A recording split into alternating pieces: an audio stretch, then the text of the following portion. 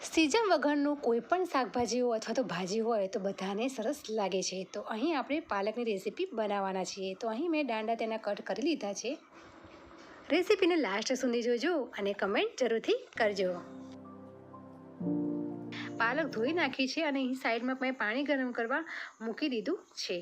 તો હવે પાલકને આપણે કૂક નથી કરવાની, પરંતુ આ ગરમ પાણી થઈ જાય એટલે પાલક તેમાં નાખી દેવાની છે અને ગેસ આપણે બંધ કરી દઈશું।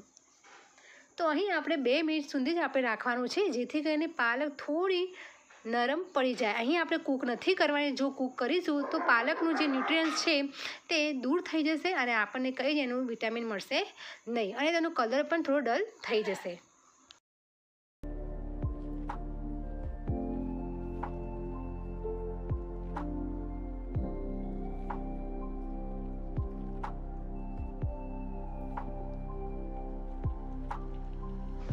તો 2 થી 3 મિનિટ થઈ ગઈ છે। પાલક થોડી નરમ થઈ ગઈ છે। હવે તેને આપણે કાઢી લઈશું કાણાવાળા વાસણમાં।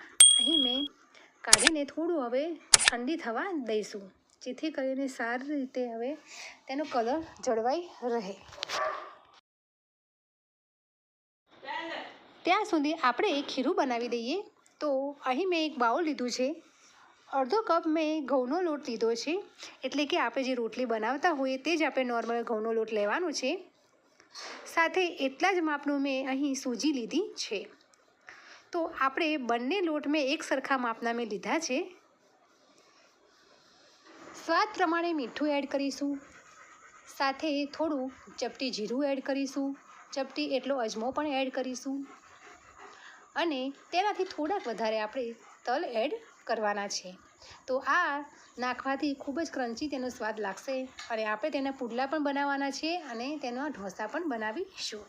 તો હવે આપણે એક નોર્મલ ખીરું આપણે તૈયાર કરવાનું છે, એટલે કે પાણી નાખીને પાતળું ખીરું તૈયાર કરવાનું છે।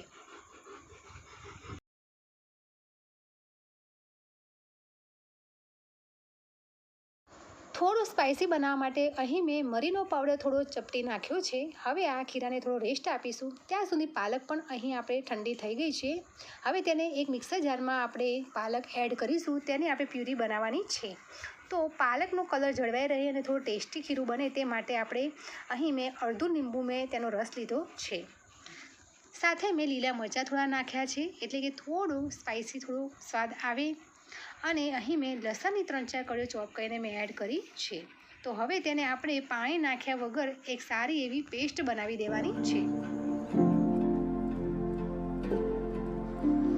તો તમે જોઈ શકો છો સરસ એવી ગ્રીની પેસ્ટ બની ગઈ છે। આપણે લીંબુ એડ કર્યું છે, જેથી કરીને તેનો કલર પણ જળવાઈ રહ્યો છે। તો આ પેસ્ટ હવે ફાઇન પેસ્ટ થઈ ગઈ છે। હવે આપણે જે ખીરું તૈયાર કર્યું હતું તો આ પેસ્ટ આપણે તેની અંદર નાખી દઈશું અને સરસ રીતે મિક્સ કરી દઈશું। તો પાલક લોકો જે ન ખાતા હોય તો તેને સારી રીતે આવી રીતે મિક્સ કરીને તમે આના પુડલા બનાવી શકો છો, તેના ઢોસા પણ બનાવી શકો છો, ઇડલી પણ બનાવી શકો છો, કેમ કે આની અંદર આપણે સૂજી એડ કરી છે, જેથી કરીને તમે આના ઢોકળા પણ તમે બનાવી શકો છો। તો અહીં હું આની અંદર નાના હું પુડલા બનાવવાની છું છોકરાઓની ફરમાઈશથી। હવે આપણે નાના પુડલા આપણે બનાવીશું। તો તમે આ પુડલા ચા સાથે પણ ખાઈ શકો છો અને સોસ સાથે પણ ખાઈ શકશો। હવે બેટર આપણે જેવું જોઈતું હોય તે પ્રમાણે મેં પાણી નાખીને બેટર રેડી કરી દીધું છે અને એકદમ નાના પુડલા મેં તૈયાર કરી દીધા છે। તો પુડલા તો ફટાફટ તમારે બની જશે અને જે સાઈઝના જેવા પાતળા જોઈતા હોય, જાડા જોઈતા હોય તે પ્રમાણે તમારે ચોઈસ છે તે પ્રમાણે તમે બનાવી શકો છો। તો રેડી થઈ ગયા છે પાલકના પુડલા। તો ન ખાતા હોય તે પણ ખાતા થઈ જશે અને તેમાં સ્વાદમાં કોઈ ફરક નહીં પડે, એટલા જ ટેસ્ટી લાગશે। તો આજની રેસીપી તમને કેવી લાગી તે મને કમેન્ટ કરીને જરૂરથી કહેજો અને જરૂરથી તમે આ પુડલા બનાવજો અને કમેન્ટ કરીને જરૂરથી કહેજો। હવે એક નવી રેસીપી સાથે મળીશું।